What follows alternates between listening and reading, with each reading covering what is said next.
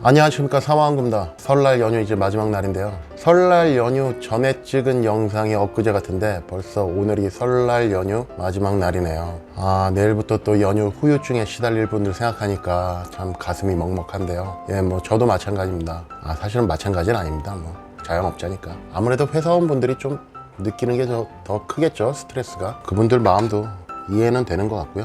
오늘 하고 싶은 말씀은 뭐냐 하면, 요식업에서 이제 알바 시급 얘기를 좀 해보려고 하거든요. 제목을 보시면은 뭐 알바 시급이 세계 최고다 뭐 이런 말씀을 드린 게, 제가 왜 이런 말씀을 드렸냐 하면, 알바든 뭐든 지금 최저 시급이 얼마죠? 이제 8,530원인가요? 뭐 아무튼 뭐 8,500원이라고 치고, 왜 8,500원이 주유수당 뭐 포함해가지고 뭐 일본보다 위니 뭐 미국보다 위니 아래니 뭐 이런 거 다 의미 없어요. 사실 요식업 식당을 이제 운영을 해보신 분이라면 제 말씀에 정말 공감을 하실 내용이 뭐냐 하면, 요식업에서 알바를 하시는 분들 중에서 물론 아니신 분들도 있어요. 하지만 기임 사람들이 대부분이었다는 거. 무슨 말씀이냐? 알바를 하러 온 아이들, 그러니까 젊은 아이들이 그 식당에서 일이 없다고 판단이 되면 스마트폰을 해요. 그러니까 한마디로 뭐 노골적으로 얘기를 하면, 그러니까 일하는 시간 1시간으로 따지면 1분이라도 틈이 나면은 스마트폰을 꺼내가지고 페북을 하거나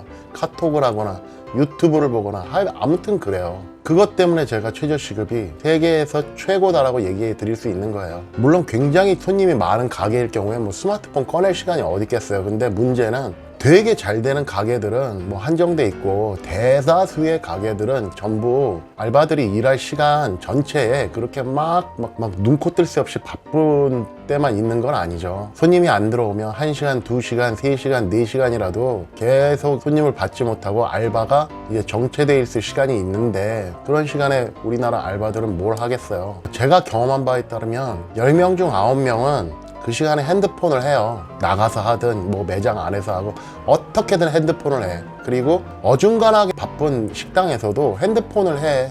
뒷주머니에 꼽던 어디에 꼽던 분신처럼 갖고 다니면서 진짜 일하는 시간에 단 1분이라도 틈이 나면은 핸드폰 보고 킥킥대고 있어요. 이게 솔직히 우리나라만 국한되는 거냐라고 물으신다면, 저는 그냥 우리나라가 훨씬 더 증세가 심하다 이런 식으로 말씀을 드릴 수는 있을 것 같아요. 제가 외국이라고 나가본 데는 뭐 일본밖에 없는데, 일본만 몇 번 갔다 왔죠. 일본에 가면 골목에 막 어두운 곳에 뭐 사람 안 다닐 것 같은데 편의점에서도 새벽에 가면은 그거 일본 알바 애들이 핸드폰을 보는 모습을 보지는 못했어요. 그래서 거기 일본에 직접 사는 분한테 물어보기도 했었어요. 근로계약서에 혹시 근무 도중에 스마트폰을 보지 못하게 하는 근로 조건이 있냐라고 물어보기도 했었는데, 그런 거 없다 그래요. 그냥 일본 아이들은 일을 하기 전에 자기 캐비넷 안에다가 스마트폰을 넣어놓고 일을 하고, 퇴근을 할 때 그 스마트폰을 챙겨서 집에 간다고 해요. 우리나라는 어쩌죠? 새벽에 편의점들 가보셨나요? 알바의 10중 10이 다 스마트폰 끼고 보고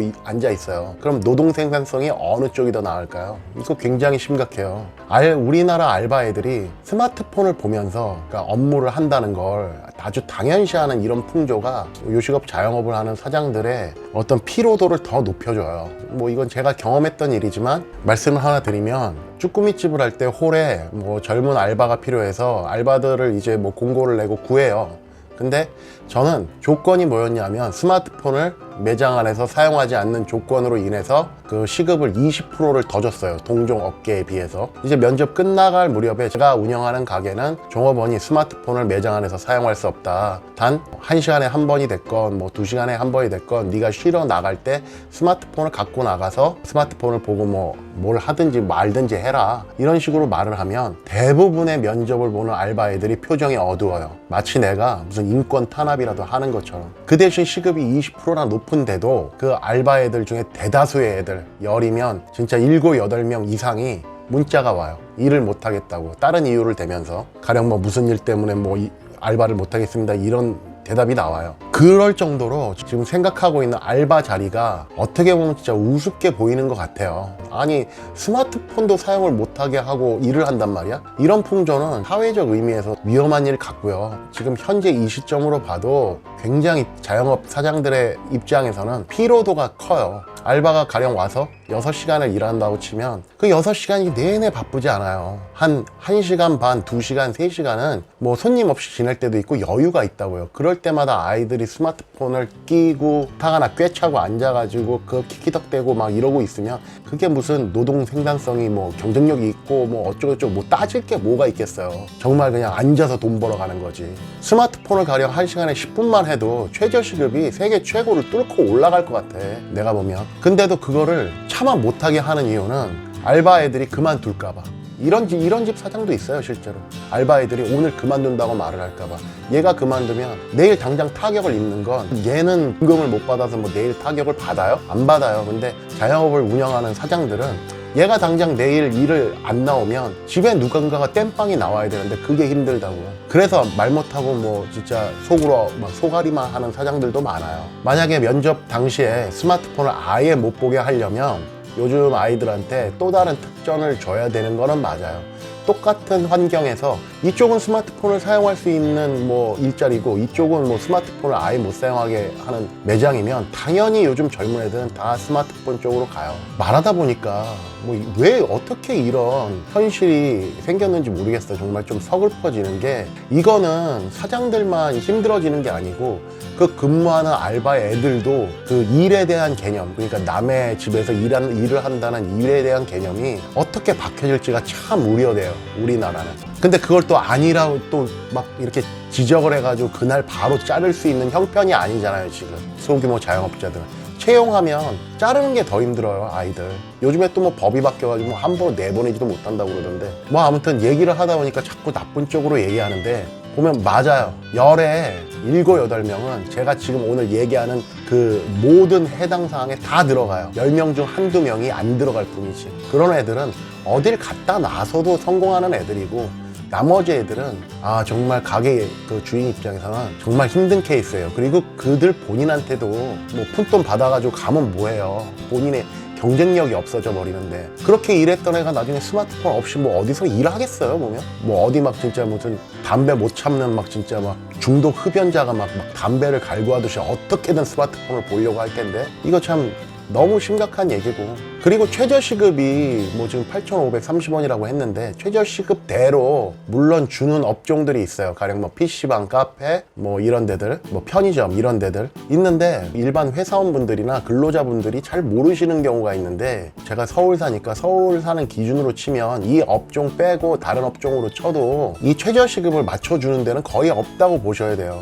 가령 내가 무슨 밥집을 하는데 서빙으로 알바를 쓰고 싶다. 그러면 이 알바생한테 8,530원이라는 최저 임금을 걸고 한번 알바몬이나 알바천국, 뭐 벼룩시장 다 올려보세요. 아무한테도 연락 안 와요. 이게 왜 그러냐 하면은 8,530원보다 조금이라도 더 주는 데가 있다는 얘기거든. 그러니까 지금 정부가 지금 정해놓은 최저시급 위에서 시장의 수요와 공급이 다시 또 그 위에 얹혀져서 움직인다는 얘기거든. 근데 이거를 많은 분들이 몰라. 밤중에 일하는 이 작가야? 밤중에 일하는 호프집? 최저시급? 알바? 최저 10,000원 줘야 와요. 10,000원 줘도 요즘에 올까 말까일 거야, 아마.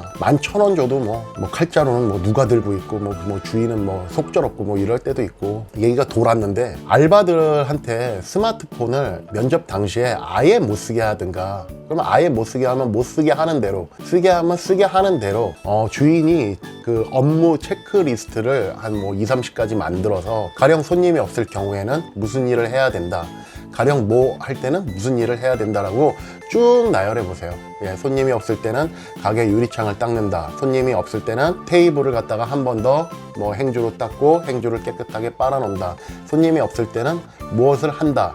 이런 식으로 쭉 한번 나열해 가지고 체크리스트를 정리를 해 보세요, 그 가게에. 그러면 그 체크리스트가 완성이 되는 순간 그 알바 면접 보러 오는 아이들한테 그 체크리스트를 주면서 천천히 읽어보라고 하고, 이대로 할 수 있겠느냐고 물어서 오케이 하면은 일을 하는 거고, 아니면 안 하게 되는 거죠.